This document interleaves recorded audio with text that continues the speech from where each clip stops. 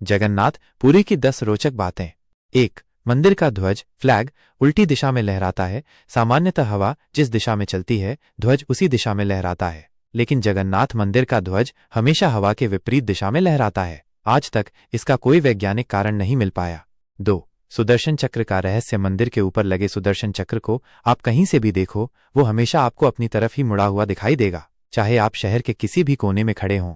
3. मंदिर की परछाई शैडो नहीं बनती। दिन के किसी भी समय इस विशाल मंदिर की परछाई शैडो जमीन पर नहीं पड़ती। ये अब तक एक बड़ा रहस्य बना हुआ है। 4. सागर की लहरों की आवाज मंदिर परिसर में नहीं आती।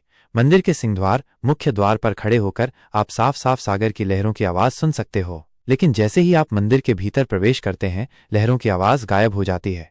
5. प्रसाद महाप्रसाद का अनोखा रहस्य। यहाँ रोजाना एक तय मात्रा में प्रसाद बनता है, चाहे मंदिर में 1000 लोग आएं या 10 लाख लोग, प्रसाद न कभी कम पड़ता है न कभी बचता है।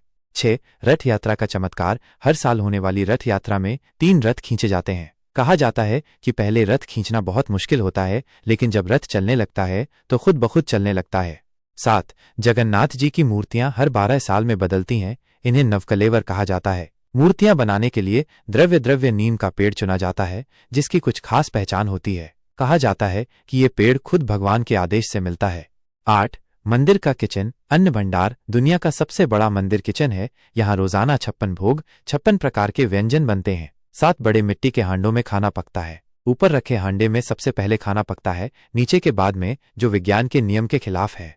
9. रथ यात्रा के दिन बारिश होना। कहा जाता है कि रथ यात्रा के दिन अक्सर मौसम बदलता है और हल्की बारिश होती है। लोग मानते हैं कि भगवान जगन्नाथ के रथ को शीतलता देने के लिए ये स्वर्ग से वर्षा होती है।